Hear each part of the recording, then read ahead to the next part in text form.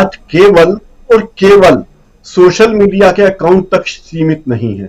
जिस तरह कहा जाता है कि बीजेपी के सदस्यों की संख्या 12 करोड़ है, वहां भी इस तरह की कंपनियां काम करती है और मदद करने की कोशिश करती हैं। टीम होहे या हनान के जो बारे में जो 3 खोजी पत्रकारों ने जांच की, एक तो गुर मेगिद्दो हैं, एक रेडियो फ्रांस के पत्रकार है, और हार्तेज के ओमार बेंजाकोव है। इन तीनों पत्रकारों ने खोज की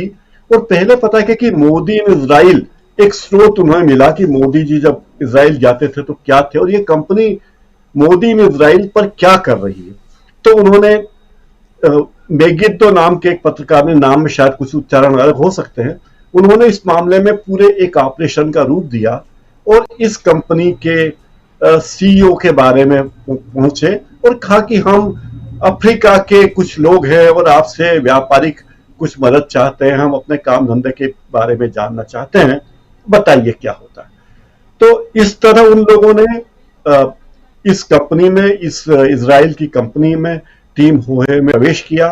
और लगातार कई घंटे उन्होंने उनसे बातचीत की और पता चला कि ये लोग जो इसके प्रमुख हैं टीम होहे के, वो अमेरिका में प्रशिक्षण ले चुके हैं और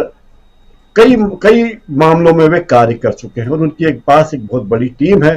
और वे अपने संभावित ग्राहकों के साथ उनके कई सारे धंधे करते हैं। जैसे कि अभी मुझसे पहले दीपक पासपोर्ट जी ने बताया था कि वो लोग ईमेल हैक करते हैं, फोन हैक करते हैं और कई इस तरह के काम भी करते हैं जो आमतौर पर बड़े छुपे रूप में होते हैं। आसान शब्दों में कहें तो पेगासस जो काम करता था, ये पेगासस के काम को मल्टी डायमेंशन के रूप में करते हैं कि हम भाई हमारी दुकान में आ जाओ, हम आपके विरोधी के ईमेल भी हैंगे, उसके अकाउंट भी हैक कर लेंगे, सोशल मीडिया पर आपके बारे में जय जयकार भी कर देंगे, अब आपके प्रतिद्वंदी के सब बारे में दुर्भावनाएं भी फैला देंगे। मतलब थोक में हमारे पास आ जाइए, हम आपकी मदद करेंगे। और इजराइल में ऐसी कई कंपनियां हैं जो दुनिया भर में इस तरह के धंधे करती है और इजराइल ने मोसाद और कुछ और कंपनियों के माध्यम से इस तरह का जाल बिछा रखा कि अगर आपको सुरक्षा चाहिए, अगर आपको साइबर सुरक्षा चाहिए, अगर आपको सीमा पर सुरक्षा चाहिए, अगर आपको सिक्योरिटी गार्ड चाहिए, तो भी आप हमसे संपर्क कर सकते हैं। ये एक पहलू है कि इजराइल में इस तरह की कंपनियां हैं, वो ये काम करती हैं। दूसरा पहलू यहां आकर चमत्कृत करने वाला है और सोच में डालने वाला है कि जब मोदी जी इजराइल जाते हैं और बार बार इजराइल जाते हैं, उनके साथ भारत के कुछ उद्योगपति भी जाते हैं, अजीत डोवाल भी उनके साथ या आगे पीछे जाते हैं, तो वे वहां की इन कंपनियों से क्या बात करते हैं। वो उन कंपनियों से कहते हैं कि आप हमारे देश में, हम प्राइवेट सेक्टर में सुरक्षा के उपकरण बनाना चाहते हैं, आप उनकी मदद कीजिए। अब सुरक्षा के उपकरण बनाने में अडानी जी और अडानी जी जैसी दूसरी कंपनियां, उन कंपनियों ने इजराइल की कंपनी से क्या समझौते किए, इस बारे में कोई जानकारी मांगे क्या? नहीं, क्योंकि राष्ट्र की सुरक्षा का सवाल है, इसलिए कोई जानकारी पूछ नहीं सकते। अब यहां है कि क्या राष्ट्र की सुरक्षा, क्या चुनाव में मोदी जी की या बीजेपी की सुरक्षा ही राष्ट्र की सुरक्षा है? इस बात को की तरफ पूरे मामले को ले जाया जाता है कि भाई हम आपसे इतने इतने समझौते कर रहे हैं, हम आपसे, हम जैसे कोई कंपनी कहे कि हम आपसे साहब सिगरेट खरीदेंगे, 1 लाख सिगरेट खरीदेंगे और बदले में आप हमें 200 ग्राम गांजा अतिरिक्त दे दीजिए छुपे, तो पैसा हम गांजे का भी देंगे, उस पैसे को आप सिगरेट में जोड़ लीजिए। तो ये कुल मिला के गलत काम करने वालों की, गलत नियत से काम करने वालों के बारे में बोलचाल की भाषा में ये तरीका होता है कि हम आपसे को, अच्छा भाई हम तो आपसे खरीदेंगे चावल, लेकिन आप हमको दे दीजिए हथियार। ये इस तरह की बातें होती है। और इसमें अब मुझे ऐसा लगता है कि हमारी सरकार को, हमारे आला कमान को या हमारे देश के मुखियाओं को हमारी सरकारी एजेंसियों में भरोसा है नहीं, क्योंकि अगर सरकारी एजेंसी विदेश से, अगर भारत के हिंदुस्तान एरोनॉटिक्स लिमिटेड या भेल इजराइल से ऐसा समझौता करेंगे कि हम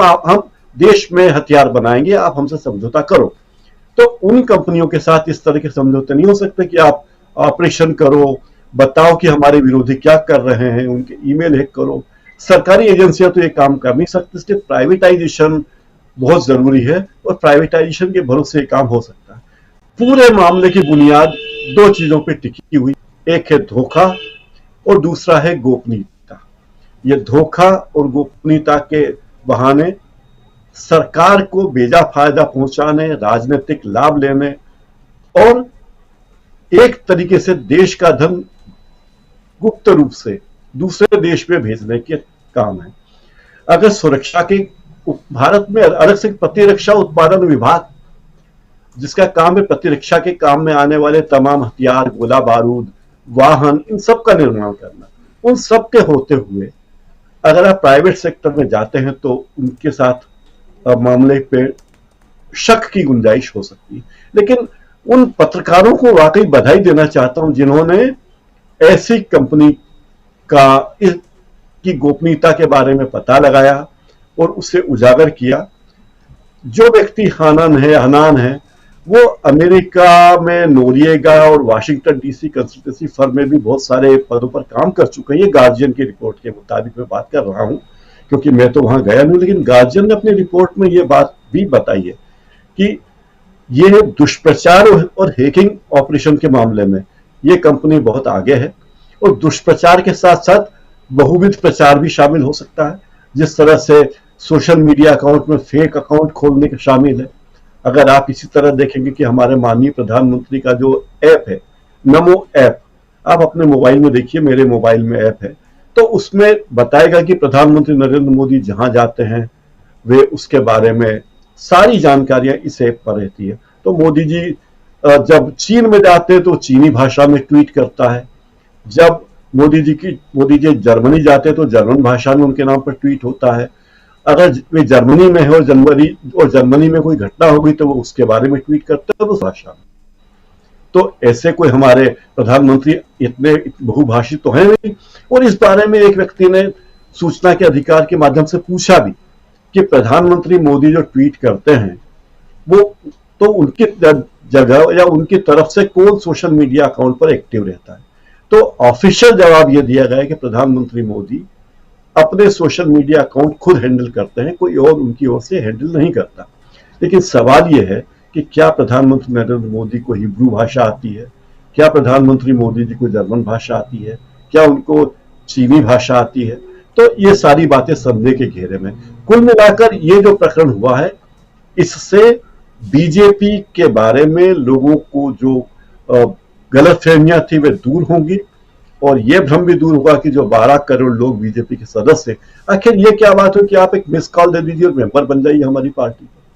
ये क्या बात है। और ऐसे मिस कॉल करके अगर कोई एक ही व्यक्ति के पास 5 फोन है और वो 5 फोन से मिस कॉल कर रहा है तो 5 मेंबर बन गए। तो इस तरह की चीजें हैं जो प्रचार और दुष्प्रचार दोनों के काम आती है और सामने वाले व्यक्ति के प्रचार में बाधा डालने के काम भी आती है। राजीव जी।